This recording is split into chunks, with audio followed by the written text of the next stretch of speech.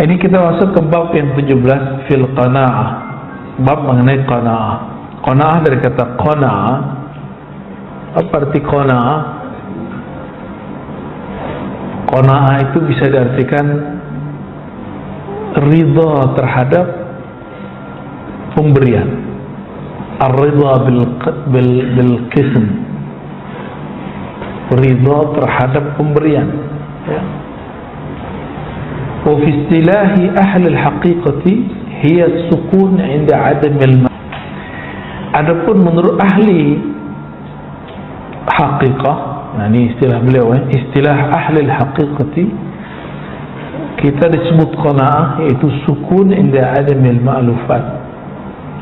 Tetap tenang ketika apa yang diinginkan, disenangi tidak ada. Misalnya kita lagi pengennya apa, dapatnya apa gitu. Dapatnya bukan itu. Dan hati itu tetap tenang. Hati kalau sudah tenang, maka jiwa kita tenang. Jadi jiwa itu hanya bisa tenang kalau senternya oke, sentralnya jiwa itu ada di hati. Nah, si kolbu ini harus memandang bahwa pemberian ini dari Allah. Nah, orang yang memandang pemberian itu dari Allah, dia akan merasa sedikit itu banyak. Tapi kalau seseorang tidak memandang anugerah itu dari Allah, banyak pun terasa sedikit. Karena Allah itu maknanya Sang Maha yang dicintai.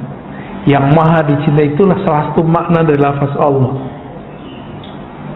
Kalau kita benar-benar cinta kepada Allah, pasti sedikit pun terasa banyak. Bapak Ibu, ikhwan akhwat fillah, pernah mencintai seseorang dulu sebelum nikah, dikasih hadiah kecil, rasanya besar nggak? Berkesan. Sedikit pun berkesan, apalagi banyak.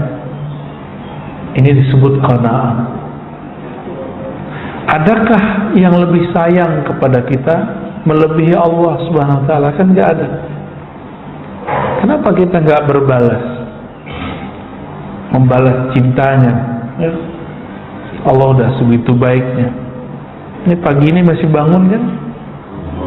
Ya, di saat orang-orang masih sangat takut dengan Omikron. Ya, habis itu tantenya kali ya. Ini nikmat sekali, nikmat Allah berikan rasa tidak was-was, ya. Kalau ada yang hati-hati silakan, ya. Cuma was-was jangan. Was-was itu nggak boleh. Was-was itu penyakit di kolbu. Was-was fi sudurin nas. Was-was itu yang bikin penyakit, Pak. Jadi bagi saya bukan COVID itu yang berbahaya, tapi yang berbahaya was-was saat COVID atau sebelum terjadi. Ya. Nah, coba was-was itu disembuhkan.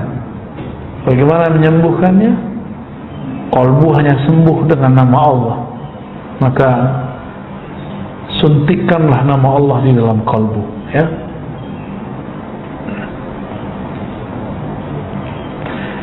Wa qala hiya al-iktifa' bil qalil, al-istighna' bil mawjud wa tarku tatallu' ila al-mafqud. Ya, artinya sama, ya.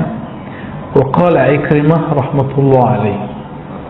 Berkata Ikrimah ini mantan teroris.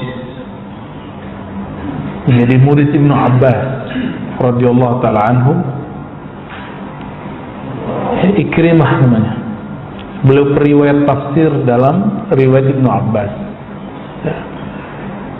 Beliau menerjemahkan ayat surat An-Nahl ayat 97. Man 'amila salihan min dzakarin aw untha wa huwa mu'minun falanuhyiyannahu hayatan thayyibah. Man 'amila, siapa saja yang beramal baik, amila salihah. Nah, ini kata kunci yang sudah kita sebutkan beberapa waktu lalu. amal saleh bukan semua amal ibadah. Ingat, saleh bahasa Arab artinya munasib, cocok, relevan. Ada amal kelihatannya soleh menurut bahasa Arab, tapi bukan soleh dalam pengertian meeting atau tugas. Tapi hati pengen, bukan hati, diri pengen sholat duha. Mana yang didahulukan? Kerja atau duha? Yang mana? Duha bagus gak? Bagus. Kerja? Maka bagus.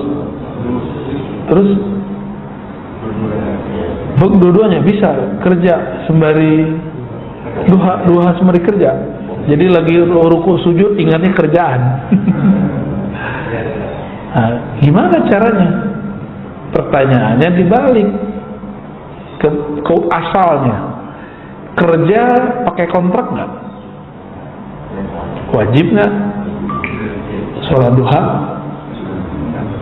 sunnah. Nah, maka selesai dulu yang wajib baru kejar yang sunatnya.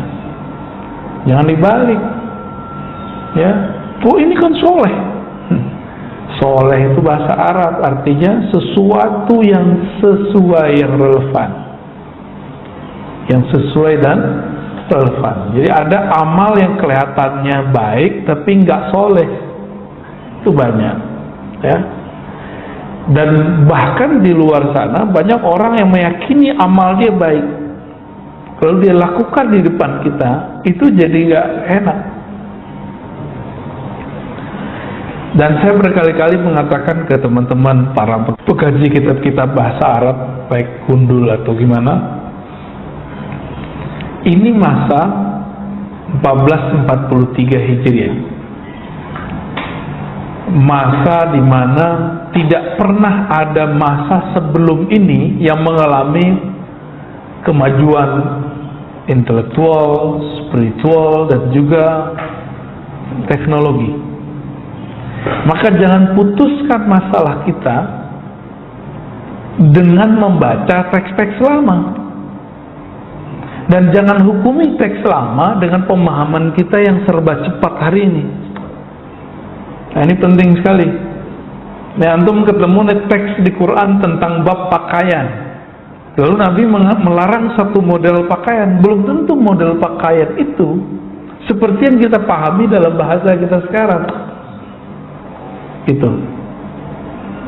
Nabi dulu punya gorden bergambar, lalu kemudian beliau merasa kayaknya mewah, suruh copot karena zaman itu belum pantas, belum saleh, belum ada orang di Madinah yang pakai gorden berwarna, bergambar.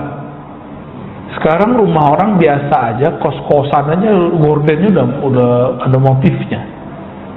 Di zaman ini nggak bisa disamain. Nah, banyak kawan-kawan yang salah kaprah membaca teks. Dia memahami teks dulu, sekarang ala dulu, gitu, bolak-balik. Nggak bisa begitu. Nggak usah jauh-jauh lah masa Rasulullah. Ketika dulu Buya Hamka nulis, itu belum kebayang loh sama beliau ada sekarang smartphone kayak antum punya, YouTube. Nah, belum kebayang. Ayahanda beliau Haji Rasul, kawan dari ayahandanya, pendiri Muhammadiyah, pendiri NU, itu belum membayangkan Pak seperti yang sekarang terjadi. Haji Rasul itu dulu, ya, ayahnya Buya Hamka, Syekh Abdul Karim, termasuk berpolemik masalah ketika dari kalangan beliau ada yang pakai dasi, amal jas. Itu pakaiannya orang Londo. Tahu Londo, Pak? Yang anak kecil udah nggak ngerti Londo, ya. Belanda gitu. Saya masih ingat kalau kita nonton film Kolosal dulu, Belanda bangsat gitu. Itu kan bahasa-bahasa kasar itu. Udah masuk ke alam bawah sadar tuh. Padahal ya nggak gitu-gitu amat, ya. Akhirnya berubah masa, berubah juga kejadiannya. Di zaman itu ada namanya ordonansi, itu apa istilahnya? Pencatatan nikah. Difatwakan haram oleh para ulama. Tapi ternyata sekarang kita malah nyatetin nikah kita, ya kan? Jadi urusan mencatat ini dulu diharamkan, sekarang bersikeras itu orang-orang yang dulu sakal-sakal itu sekarang mengatakan boleh, bahkan wajib. Alasannya ini dan itu, ya. Banyak hal. Contoh lain, Nabi pakai sarung, Pak. Bapak pakai apa? Sarung. Bener sarung nih. Ini mohon maaf, saya ngeliat ada orang ngamalin sunnah katanya, tapi yang dia pakai celana dalamnya orang Arab. Ngerti nggak celana dalamnya orang Arab? Ada yang hari ini begitu? Semoga nggak ada, ya. Orang Arab pakai celana putih itu, dia pasti jingkrang celananya, karena itu celana dalam agak panjang. Itu bukan celana sholat. Ketika ada ustadz di Indonesia, dia memfatwakan bahwa bercelana di bawah mata kaki itu haram, tapi pas dilihat ternyata dia pakai celana ala celana orang Arab, celana dalamnya. Itu diketawain di sana, di Kuwait diketawain orang.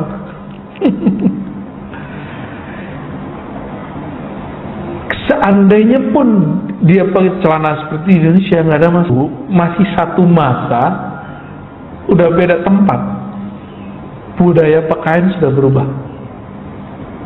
Jadi jangan hukumi orang dengan fatwa kita, ya.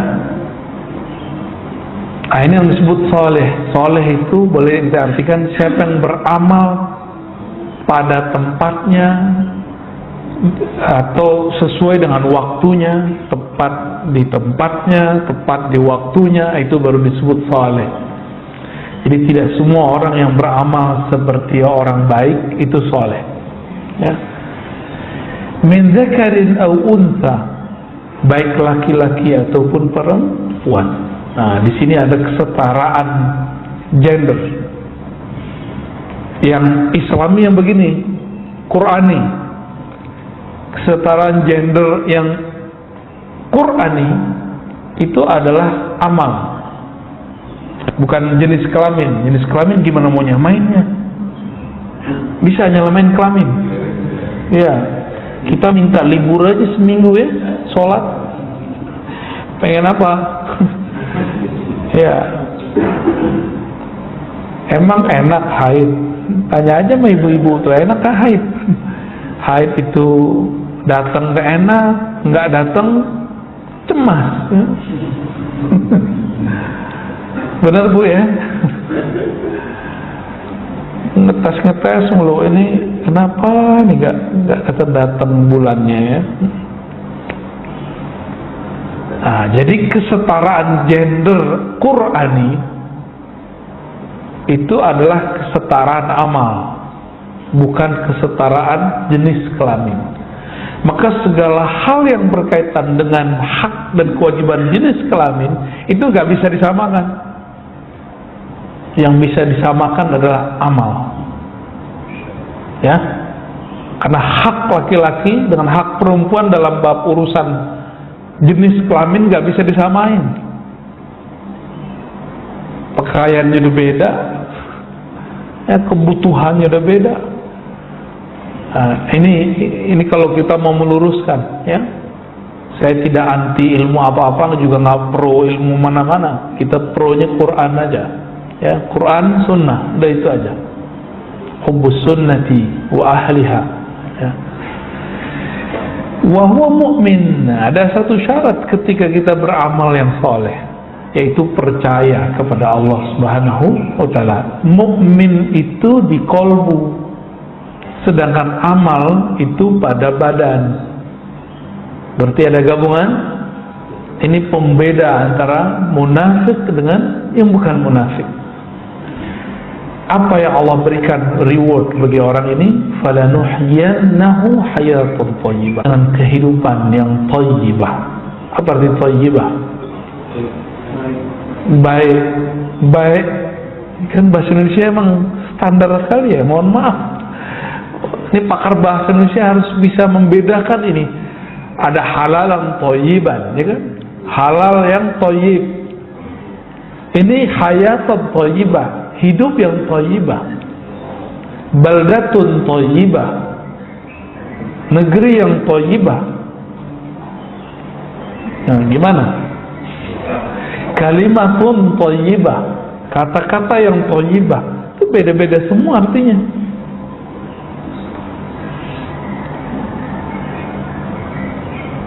Kehidupan yang penuh dengan keberkahan. Ikrimah mengartikan al-hayatut thayyibah al-qanaah, hidup yang penuh dengan rasa qanaah. Itu yang disebut dengan hayatan thayyibah. Thayyibah karena dia merasa puas dengan apa yang diberikan Allah Subhanahu wa ta'ala. Ya. Jadi apa yang membuat kita nggak bahagia? Karena kita nggak puas dengan apa yang Allah beri. Itu sederhana aja. Dulu sebelum nikah, sebelum punya anak, sebelum punya rumah, penghasilan 700.000 sudah cukup. Sekarang 7 juta kayaknya nggak cukup. Naik 17 juta nggak cukup. Coba kalau gaji saya 27 juta, udah nggak cukup juga. Nah, terus gimana dong? Ternyata gaya hidupnya. Gaya hidup itu lawan daripada qanaah, gaya hidup yang berlebihan. Ya, jadi qanaah itu adalah obat daripada lifestyle yang berlebihan. Anda lihat nih, yang awal saya udah tepar semua pak. Ya. As-salatu khairun minan naum. Kalau kasihan mereka ya. Udah khidmah. Ya. Wa fi qoulihi ta'ala la yarzuqannahumullahu rizqan hasana. Ya. Dalam surah Al-Hajj ayat 58, sungguh, ini sungguhnya 2 kali. La yarzuqanna, la, sungguh, belakangnya ada nun, itu arti sungguh juga tuh. Sungguh gitu. Itu terjadi secara harfiah, tapi secara bahasa rohani, nun itu ada satu makna, yaitu nur. Ya, la yarzuqannahum rizqan hasana. Sungguh Allah akan melengkapi rizki mereka dengan cahaya. Itu secara ilmu huruf ya, nur. Cahaya apa? Cahaya rizqan hasana, rizki yang baik. Hasan ini kalau wajah jadi rupa yang bagus, kalau punya rumah kelihatan enak dilihat, punya mobil enak dilihat, punya baju enak dipakai, makan pun nikmat disantap. Itu disebut dengan rizqan hasana. Di mana Pak? Udah enak belum makannya? Enak ya?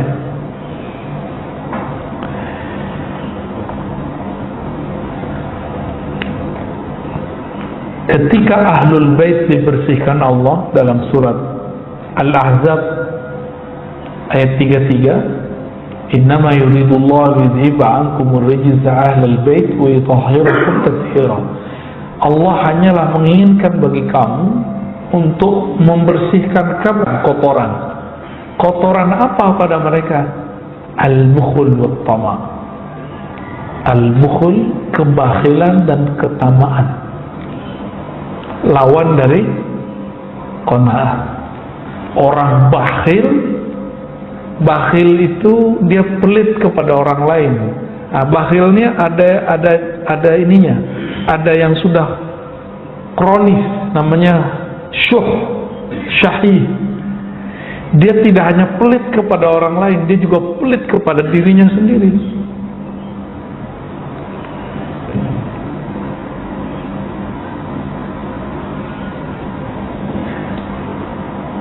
wa yutahhirukum tathira. Ya, ayat 3-3-nya di ujungnya, lalu Allah membersihkan kalian, tathira wa ahlul bait, yaitu dengan sakhawa wal qanaah. Lawan dari bukhul tadi apa? Bukhul wal wat tamak. Lawan dari tamak itu qanaah.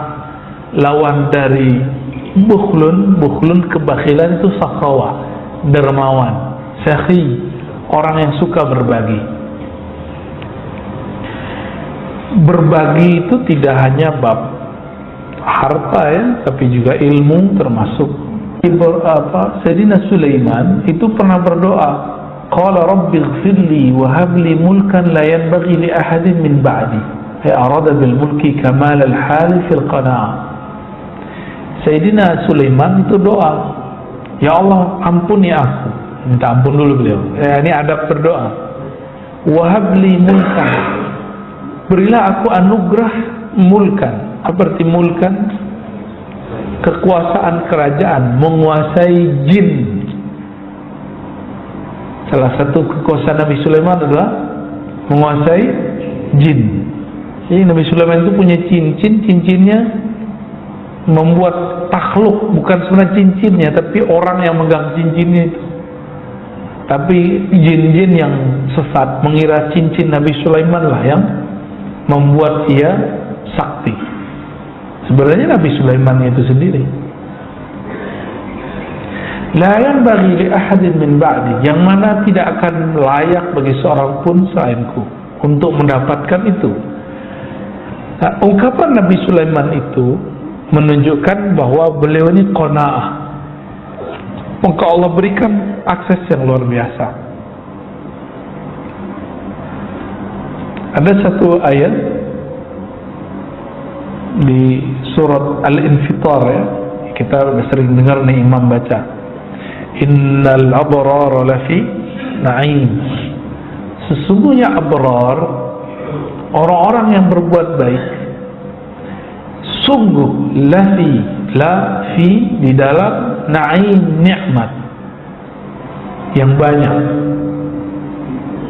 Nikmat apa itu? Al-qanaah fi dunya, qanaah dalam kehidupan dunia. Wa innal fujara lafi jahim, orang-orang yang berbuat keji di dunia, fi jahim, dalam jahim. Jahim itu nama lain dari neraka atau siksa. Mereka tersiksa gitu. Maka cobalah lihat orang-orang hari ini yang lifestyle-nya tinggi, ya tiap bulan mau ganti HP kan repot Pak. Apalagi zaman pandemi. Ya, jerit orang-orang. Ya, riwayat Imam Tabarani dan Qudai dikatakan al-qana'atu kanzul la yafna. Qanaah itu adalah perbendaharaan yang tidak pernah habis. Jadi orang kalau qanaah itu sama kayak dia punya kekayaan nggak pernah habis. Tapi kalau bapak ini punya duit banyak, itu bisa habis. Ya ada satu negeri di Jawa kemarin ya, yang habis jual-jualin tanah. Masih ingat? Oh pada beli mobil. Namanya duit kan habis Pak. Sekarang ya kasihan juga sih kita. Demo minta kerja ya. Ini pelajaran buat kita, biar kita nggak usah nyinggung mereka, tapi kita dapat pelajaran dari mereka bahwa harta meskipun miliaran banyak nggak akan bertahan ya. Yang membuat bertahan itu al-qanaah. Ini pesan buat diri kita dan apalagi keluarga di rumah, istri itu penting sekali ini mempelajari bab qanaah. Ini bukan alasan kita untuk tidak menafkahi ya. Justru laki-laki itu kebahagiaannya bisa memberi nafkah. Laki-laki yang tidak normal, tidak sempurna, dia nggak memberi nafkah ya. Jadi jangan ada yang seneng tuh, wah enak ya lu sama apa orang kaya gitu. Terus maksudnya apa nanya begitu? Maksudnya apa? Biar kita nggak memberi nafkah. Itu cowok laki-laki nggak jantan itu yang nanya. Ya. Laki-laki yang jantan itu, yang gentle itu ya bertanggung jawab. Bertanggung jawab. Jangan enak-enakan ngomong begitu ya. Itu cowok matre namanya.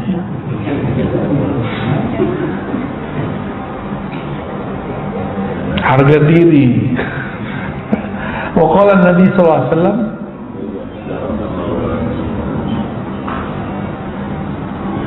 radiya yarda, irda bima qasama Allah laka takun aghnan nas.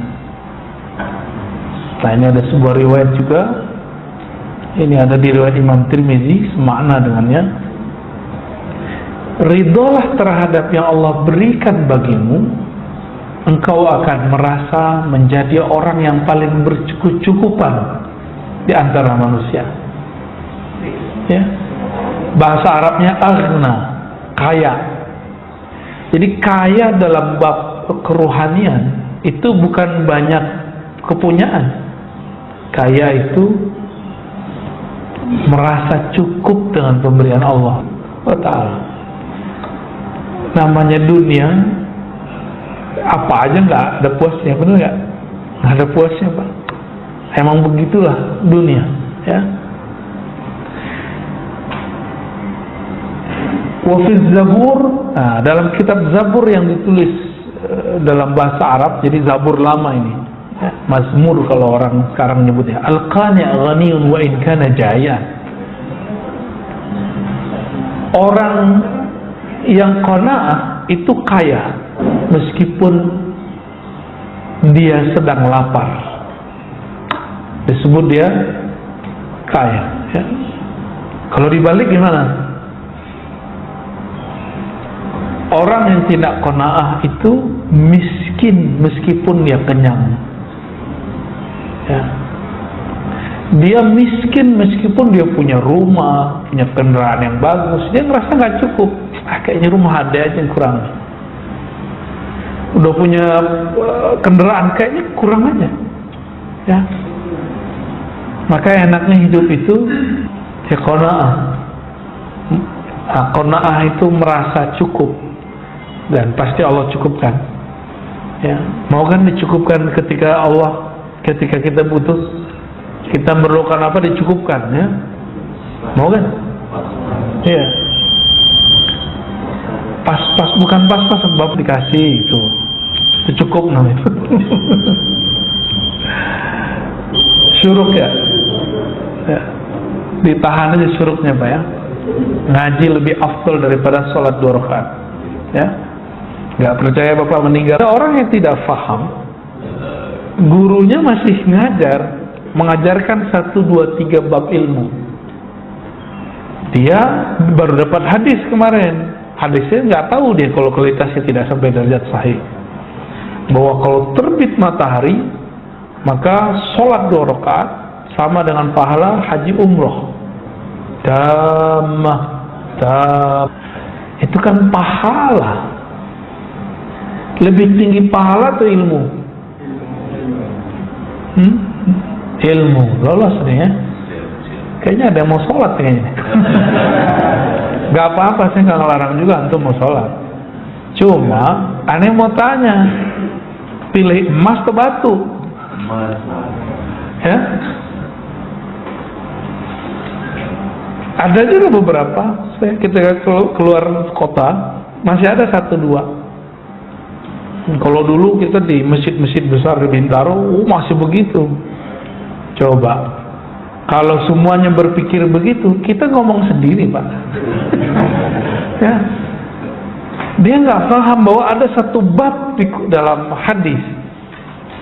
Ibnu Majah meriwayatkan bahwa engkau belajar 1 bab minal ilmi itu afdal min 1000 rakaatin, lebih afdal daripada 1000 rakaat. Kenapa? Kalau ente sholat sendiri belum tentu khusyuk. Itu sifat Allah. Orang yang belajar 1 ilmu, dia sedang bersama Allah Subhanahu wa ta'ala. bersama yang ente sembah lagi sholat itu, ya. Kita 2 jam mengaji ilmu, 1 jam, itu udah berapa lama kita bersama Allah itu. Di alam sana hitungannya banyak, gitu. Dengerin 5 menit aja satu hadis, dahsyat. Lebih afdal daripada 50 jam kita sholat. Nah, jadi ibadah itu jangan pakai nafsu. Ibadah itu pakai ilmu. Imam Ahmad kalau cerita ke putrinya, Tara akan datang guru saya kalau tahajud itu sepenuh malam, sepanjang malam. Kalau baca Quran sebanyak-banyaknya khatam. Kalau zikir nggak berhenti-berhenti. Ngineplah Imam Syafi'i di rumah Imam Ahmad. Diintip terus oleh putrinya. Kok malah tidur-tiduran, tidur miring lagi begini. Tapi karena lampu dimatiin, jadi Imam Syafi'i itu kalau ingin tafakur beliau matikan lampu. Kalau koneksinya sudah oke, beliau hidupkan, nanti nulis. Begitu terus. Besok pagi laporlah putrinya kepada ayahandanya. Wahai ayahanda, katamu gurumu itu ahli sholat malam, sepanjang malam sholat. Aku intip malam tadi dia tidak pernah sholat kecuali cuma sholat witir. Sebutin semua, dilaporin semua.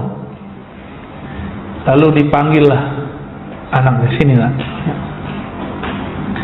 Nanti kalau kita sarapan, kita tanya guru kita, Imam Syafi'i, ngapain dia malam tadi? Nyampelah jam sarapan. Orang Arab tuh jam sarapannya 9 tuh jam 10.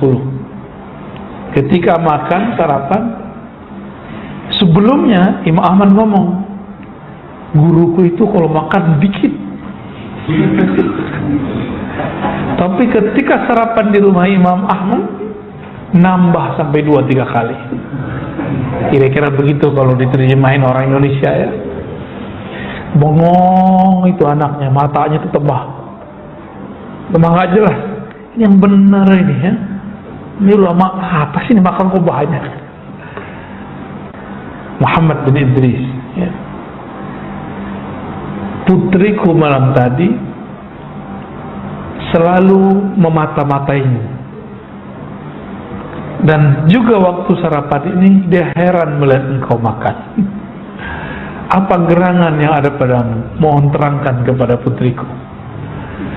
Karena orang awam itu punya teori tentang guru itu ala dia, nggak cocok ditinggalin. Itu murid kurang ajar benar itu. Ya.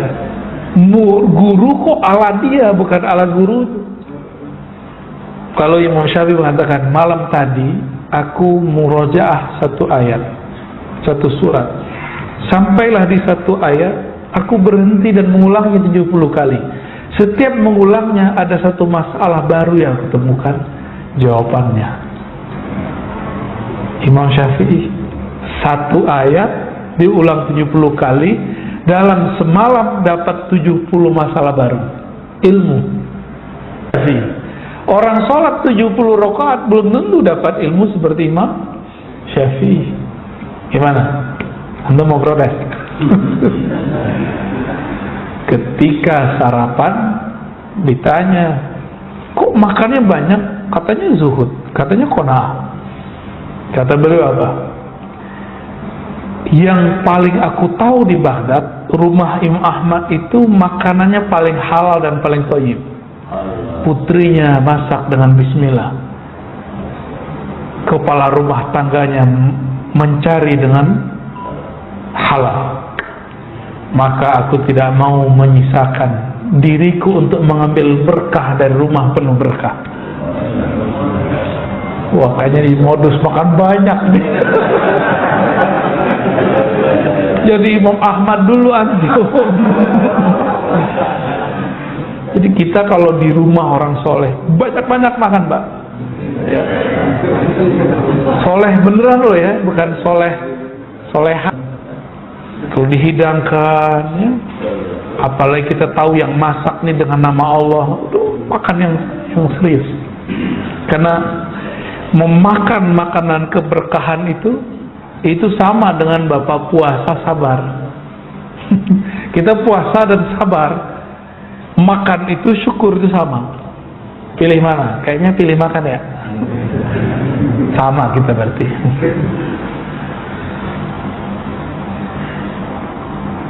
Nah, ini yang disebut saleh. Kalau di rumah orang yang halal makanannya, jangan makan sedikit, itu saleh. Ketika ada ilmu ibadahnya, akal memahami, ibadahnya kolbu merenungi. Nah, Imam Syafi'i ibadahnya malam tadi apa? Merenungi, dan itu lebih dahsyat, sama dengan 1000 rakaat. Jadi ketika dia dapat satu makna itu 1000, kalian aja 70. Berapa itu jadinya? 70. Jadi sama beliau dengan sholat 70.000 rakaat.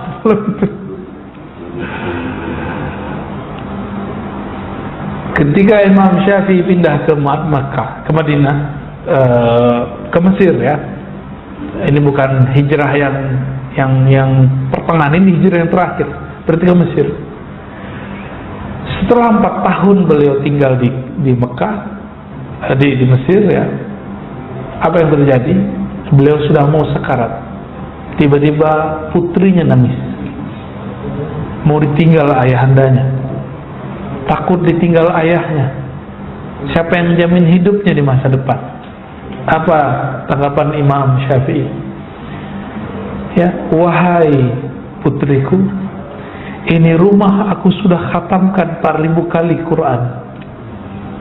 Beliau baru tinggal di sana 4 tahun. Berarti setahun Bapak hitung aja sendiri, pasti nggak ngerti gimana cara khatamnya itu. Itu matematika Imam Syafi'i itu. Karena beliau mengikuti mazhabnya Sayyidina Utsman, sehari bisa khatam 8 kali. Sayyidina Utsman sehari 8 kali.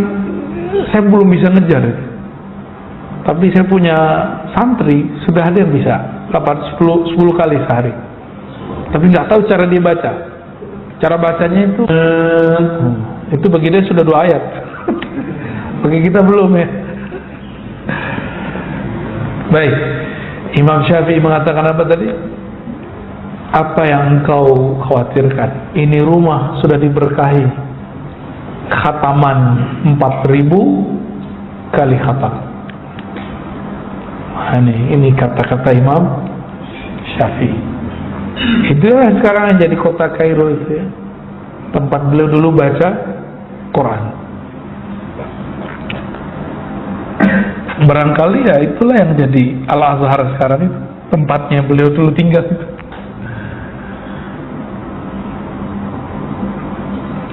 Man kanat qana'atuhu samina tabat lahu kullu marqa. Orang kalau qana'ah, makanan nggak enak jadi enak. Maka Rasulullah itu nggak pernah menghujat makanan. Nah, ini yang harus kita ajarkan ke anak-anak kita ya. Kalau kita nyantri sih dulu biasa Pak ya, tapi anak-anak sekarang nyantri ngeluh terus. Padahal nyantri sekarang udah jauh lebih enak daripada nyantri zaman dulu ya. Anak saya masukin ke pesantren, nggak bisa makan ya. Oh ya, ada yang lebih lucu nih. Ini dia pertama masuk pesantren muntah. Gaya bener kan? Bingung ya? Al-izzu fit ta'ah. Jadi Allah memberikan 5 pasangan ya, ada 5 pasang amalan. Al-izzu fit ta'ah. Izzah, semangat itu ada dalam ta'ah. Semangat kemuliaan. Wazillu fil ma'siyah. Kehinaan itu ada dalam maksiat. Wal haibatu fi qiyamil lail. Orang yang karismatik itu adalah orang-orang yang membangunkan, yang qiyamul lail, baik dengan ilmu atau dengan amal. Maka orang-orang yang qiyamul lail kuat, meskipun wajahnya lelah, matanya pucat ya, tapi dia punya haibah, punya karismatik ya. Maka kalau ada di antara bapak ibu ini anaknya pengen dijadiin ulama, ajarkan anak kita qiyamul lail. Baik qiyamul lail dalam berilmu atau qiyamul lail dalam beramal, ya. Biar kalau dia ngajar itu didengar, berarti Allah ridho. Kalau dia berkalam, kalamnya itu berefek di kalbu manusia, itu berarti dia ahlu qiyamul lail. Kenapa dia kemudian dahsyat? Karena dia bisa beramal di saat orang-orang nggak lihat dia.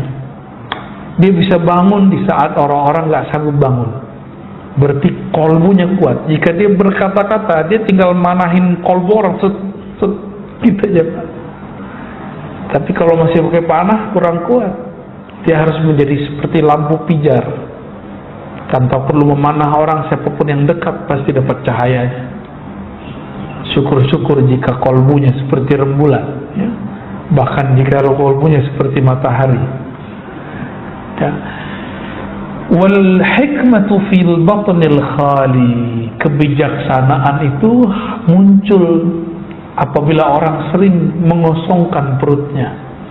Artinya puasa. Kalau Imam Syafi'i tadi apa dong? Itu lain lagi. Makanya antum lagi puasa sunat, diundang orang soleh wali Allah makan, batalin puasa sunatnya.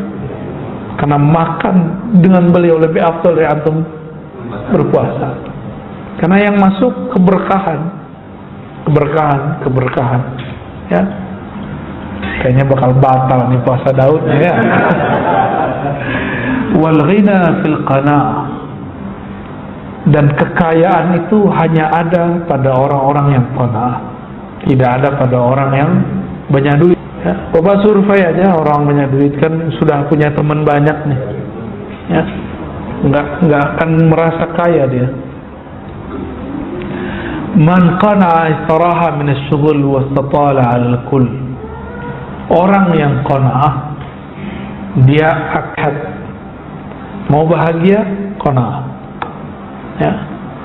Man nazarat aynahu ila ma fi aydin nas tala huznu.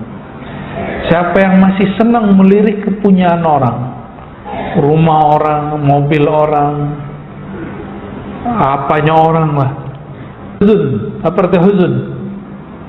Kesedihannya, bawaannya sedih aja, kok saya begini, kok saya begitu, ya.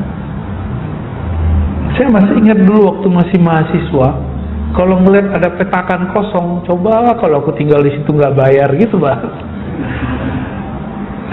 Bener gak? Sama gak? Sama gitu ya. Waktu dulu masih mahasiswa. Sekarang udah ngeliat petakan kosong, nggak minat. Minatnya rumah gede yang kosong. Kalau ngeliat rumah gede yang kosong, ya Allah, ngapain ini orang kok tinggalin rumahnya? Kasih buat saya aja, gitu ya. Sekarang begitu. Nah, ini ustadz juga diuji, Pak. Ustadz itu ujiannya ngeliat tanah kosong. Serius. Kayaknya pengen bangun terus ya. Pengen bangun pesantren kan modus itu. Donasi. Ada nasinya ya. Ini hati-hati. Kalau para dai katanya kolbunya, ini nafsumu atau kolbumu? Gitu. Ya. Kita pengen bangun, ini nafsu kita atau emang manhaj yang diturunkan guru kita? Saya ketemu ada ajengan di Jawa Barat. Kata gurunya, kamu kalau punya pesantren harus ada pembangunan lahir batin. Jadi walaupun nggak ada apa-apa, harus ada apa kek yang ente sedang bangun. Itu ijazah dari gurunya. Ijazah dari gurunya. Untuk apa? Orang kalau ada yang membangun berarti dia ada usaha untuk mengumpulkan dana. Dan saya tanya, kamu terima dana dari pemerintah Pak? Enggak. Dari partai? Enggak. Terus dari mana? Ada aja. Gitu. Jadi dia nggak ngantungin hatinya kepada makhluk. Nah, itu boleh. Itu nggak apa-apa. Ini tanah yang di sini belum selesai dibangun, udah pengen bebasin tanah yang sampingnya lagi, Ustaz. Ya, nafsu saya maksudnya. Itu nafsu saya, Pak. Makanya ujian saya waktu beberapa tahun kemarin adalah melepas apa yang saya imajinasikan bakal jadi pusat pesantren. Kita lepasin talak tanah, Pak. Setelah kita talak tanah, barulah kemudian rasa berat di pikiran itu berkurang. Saya jadi bisa fokus ngajar, bisa bebas keluar kemana-mana. Ya, habis itu tanah yang nyari kita. Oh benerlah kata Nabi dari hadis Imam Ahmad, hadis Imam Tirmizi. Siapa yang himmahnya dunia,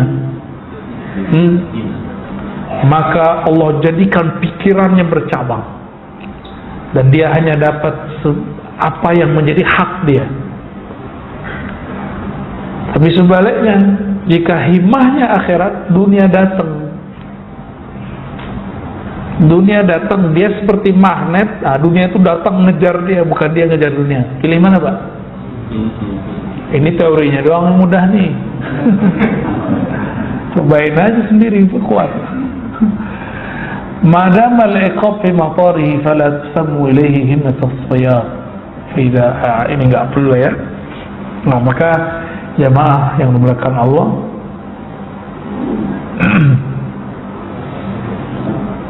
qanaah itu sederhana, terima apa adanya, ridho dengan yang diberikan oleh Sang Maha Kekasih. Mulailah qanaah dalam hidup. Mulai di rumah nggak menghujat makanan istri, ya. Itu latihannya seperti itu. Praktekkan itu ke anak-anak kita. Semoga anak-anak kita ikut qanaah. Amin ya rabbal alamin. Maka keluarga itu akan jadi keluarga yang mubarak, keluarga yang penuh keberkahan dari Allah Subhanahu wa taala, ya. Wallahu a'lam bishawab.